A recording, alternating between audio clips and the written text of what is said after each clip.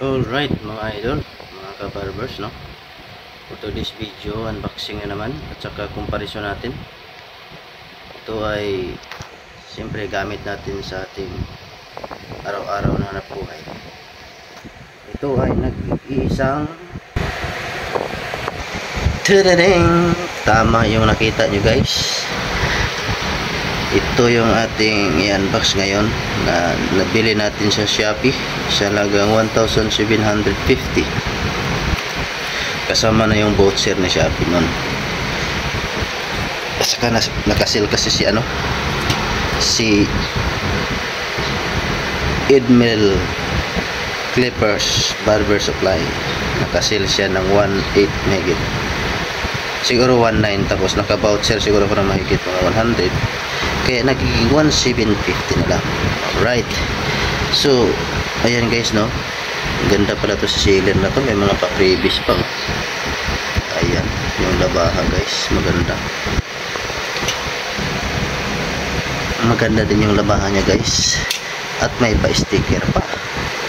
So, nakabit ko sa motor. Alright. So, ayan guys, no? Ang yung nakita ngayon na isang clipper. Itong clipper na to ay ang brand niya is W Mark. So bisa nakita ko guys, hindi na siya silyado, no? Ayun, oh. Kasi yung mga nabili ko galing China, nakasilyo yan dito, nakabalot ng plastic. Ibig sabihin hindi pa talaga nabuksan. Siguro Pinoy na ang seller nito, kaya siguro binubuksan. So, walang problema dyan. Basta, kondisyon lang. So, yan guys yung ating clippers, no? Nababasa nyo naman sa kanyang model. So, itong clippers na to guys, gustong gusto ko yung ganitong clippers guys. Kasi, hindi na siya rotary motor. Ibig sabihin guys, hindi siya dynamo.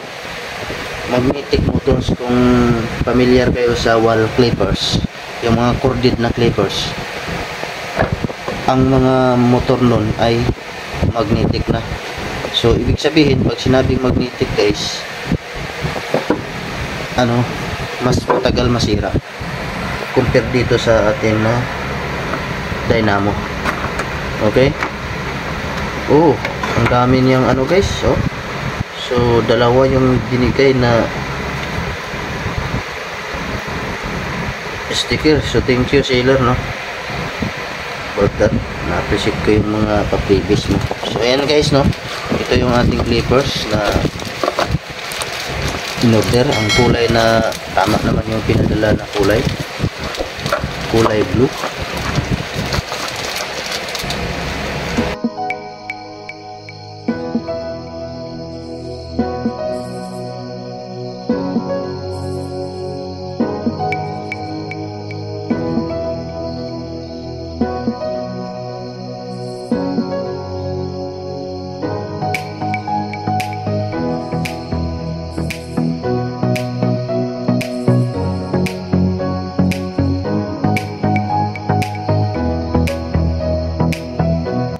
Guys, napansin ko din yung ganyang blade guys, mas maganda din, no? Tingnan nyo, ayan, no, kinaya nila si Midshow at saka Pop Barbers. Ito na yung blade na ginagamit nila. Actually parang same na sa same na dun sa Midshow. So, para sa akin, perfect ang blade niya.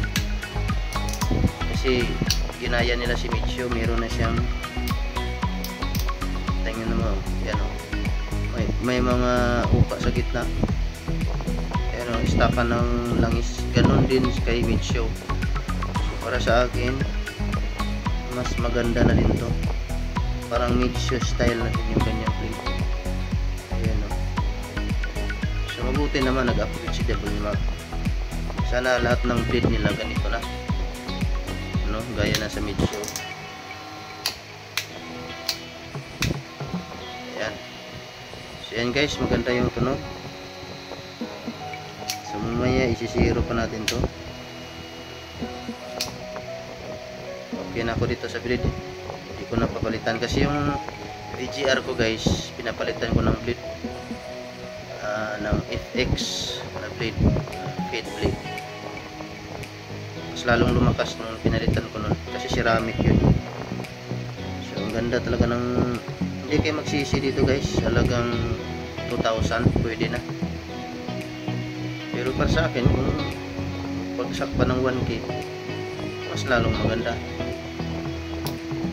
Okay, yan guys, no, ganda niya pang fit. Alright, so dito naman tayo sa kanyang mga freebies. Anong meron dito? Ito natin nakikita.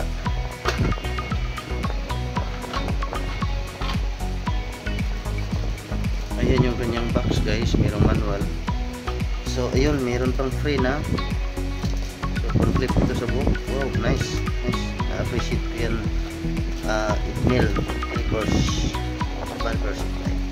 So meron pa rin siyang ganito, normal. So ito pa, meron siyang extra na cover, pwede mong gagamitin in case na maluma na yung isa.